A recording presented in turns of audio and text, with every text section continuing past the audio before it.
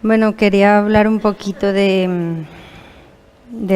son algunas de esas peleas que nosotros tenemos y cómo es Dios realmente el que pelea esas batallas por nosotros, ¿no? Sobre todo en su presencia en la oración.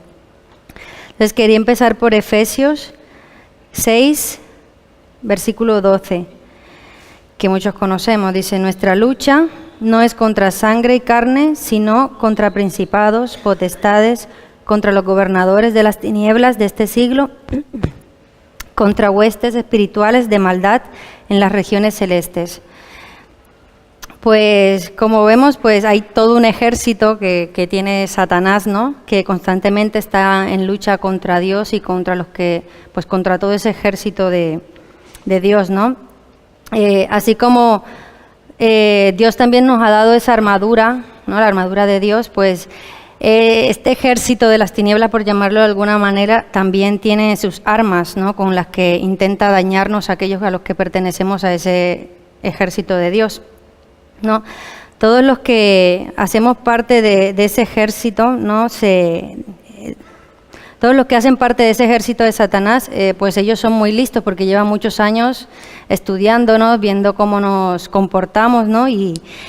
Y pues se conocen perfectamente cuáles son nuestras debilidades y saben cómo engañarnos para que no nos demos cuenta en el tipo de lucha que realmente estamos y terminemos confundidos y peleando o luchando de la manera incorrecta. Entonces no nos demos cuenta del tipo de lucha y bueno, eso, que nos equivoquemos. A ver, no estoy diciendo, no se trata de que desconozcamos pues nuestra naturaleza pecaminosa, que ya todos sabemos, ¿vale? Sino de entender, estoy tratando un poco de entender de cómo la usa el enemigo para enredarnos y confundirnos. Una de sus armas es la mentira, ¿vale? Él usa la mentira con nosotros pues para ponernos en contra de Dios, ¿no? Dios no va a cumplir sus promesas, mira esta situación por la que estás pasando, en fin, muchas de ese tipo. Puede usar las mentiras en nuestro matrimonio, hacia nuestro esposo, pues mira, otra vez el mismo error, otra vez cometió la misma falta, ¿no? Y ese tipo de cosas con nuestros hijos, pues un montón de mentiras de lo que será su futuro o que nunca van a conocer de Dios o mira todo lo que ha sacado de ti, en fin, cosas feas. Contra las mismas personas de la iglesia, nuestros hermanos, ¿no? Yo qué sé, mira cómo me ha mirado esta persona hoy, seguro que está pensando algo mal de mí, en fin. Y contra nosotros mismos, pues yo qué sé, un ejemplo, si yo he sido intolerante contra la debilidad de otras personas, pues vengo y machaco a mi esposo o a alguien y digo, pues mira, ahí está lo mismo, nunca vas a cambiar, igual que siempre, ¿no? El enemigo lanza dardos de manera estratégica, buscando destruir y buscando dividir, ¿no? Quiere dividir los matrimonios para que lleguen al divorcio. Las familias, desestructurarlas, ¿no? Las madres, los abuelos, todas las familias. La iglesia, entre nosotros los hermanos, los equipos de trabajo contra los líderes, cada uno de los miembros, y pues al final terminar sacándonos de la iglesia, ¿no? Hace unas semanas atrás Dios me ha estado hablando un poquito de esto. Yo me estaba haciendo un poco la loca, pero no pudo ser. Porque creo que es algo que quiere que entienda y que vea, ¿no? Pero hasta ahorita como que empiezo a darme cuenta cómo es esto, porque siempre me lo había tomado personal, que como si fuera, sí, es esta persona, sí, es mi esposo, sí. Y bueno, me ha estado hablando un poco de eso. Hay temporadas en mi vida en que todo está completamente patas para arriba, ¿no? Todo me sale mal, me encuentro como amargada, como llena de rabia, como todo me molesta, en fin. Y donde veía la mano de Dios en una persona, pues ahora ya no la veo. Me puede pasar eso, ya no veo que esa persona, eso bueno que Dios estaba haciendo en ella o en él, pues ya no es así. Veo cosas que antes no veía, pues uy, estas personas antes eran amables conmigo y ahora como que me están sacando el cuerpo, ¿no? Sentimientos que antes no tenía, pues cariño, pues ahora no me gustan mucho. Y pues magnificar las debilidades de las personas también, me ha pasado eso, ¿no? De aquellos que están más cerca de mí sobre todo. Me obsesiono, entonces no dejo de pensar en esas cosas que muchas veces no son así, ¿no? Y empiezo a creérmelas.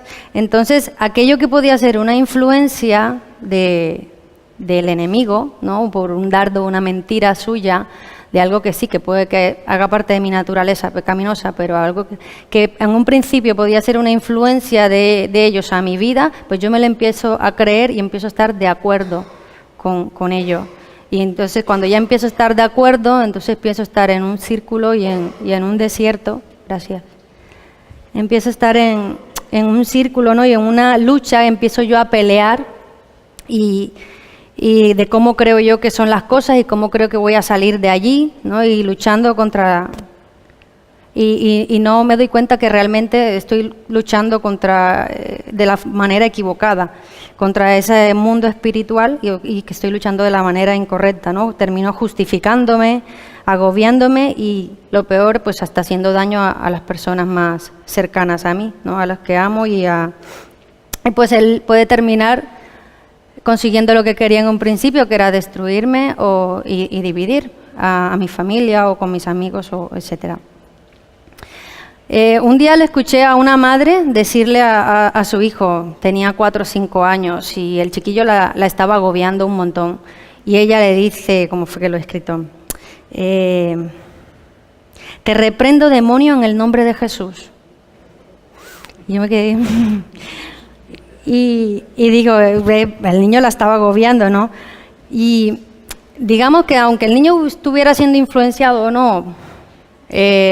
tampoco era la manera, ¿no? Ella no estaba peleando de la manera correcta porque al final le está haciendo daño al niño, le iba a terminar dañando, ¿no? Hace unos días compartía del Salmo de David, el Salmo 41 de David, y David hablaba en ese Salmo de que estaba sufriendo crítica y murmuración, y al final que también había sido traicionado por aquellos más cercanos a él, aquellos que se habían sentado en su propia mesa y que comían junto a él.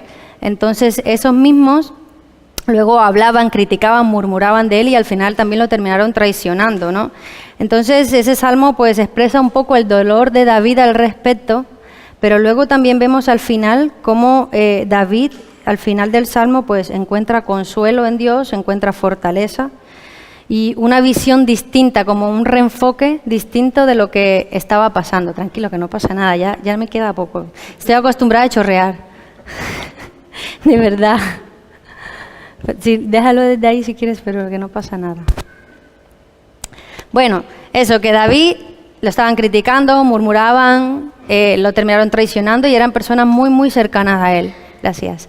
Y sentía mucho dolor y entonces él todo ese dolor lo derramaba delante de Dios y al final del Salmo pues David termina encontrando consuelo en Dios y fortaleza, pero sobre todo una visión distinta de lo que estaba sucediendo, de que era Dios el que luego tomaría lugar sobre esa situación que estaba pasando, ¿no? El que tenía el control de todo eso.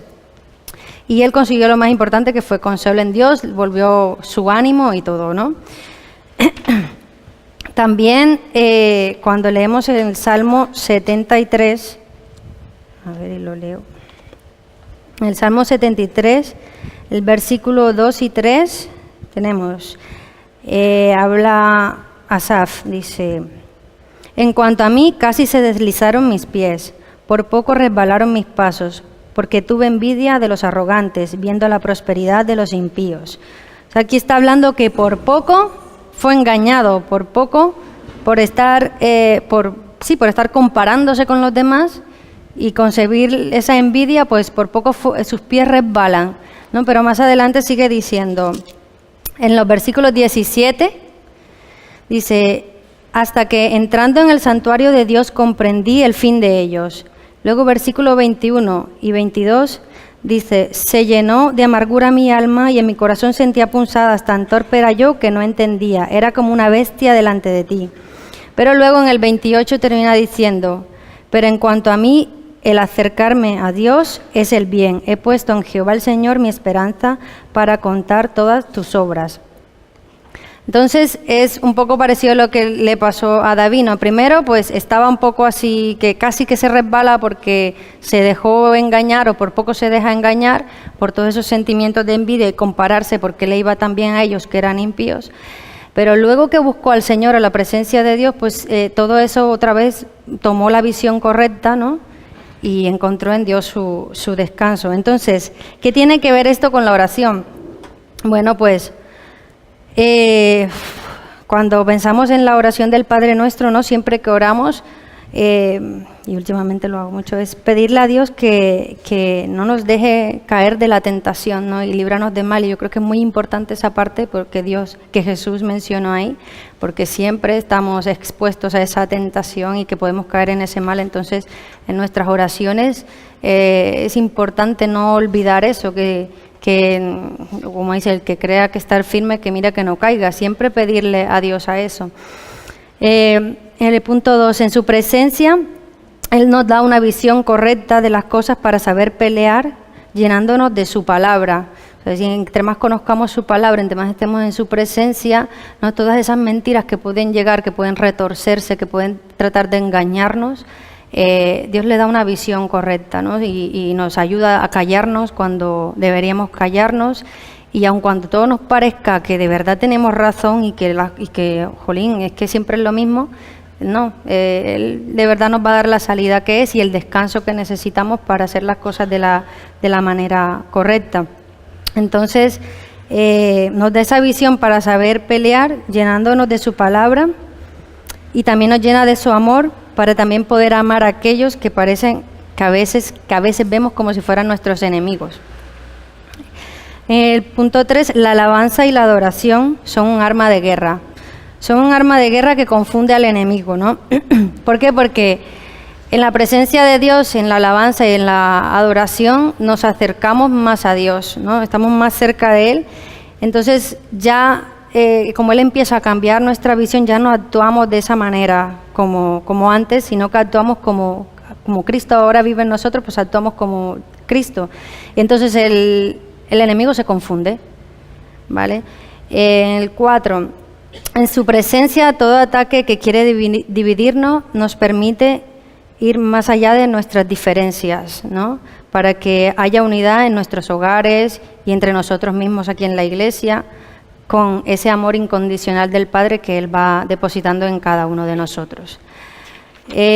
También en el Salmo 46, es un versículo que hace tiempo me viene persiguiendo, el versículo 10, dice: estad quietos y sabed que yo soy Dios, exaltado seré entre las naciones, exaltado seré en la tierra.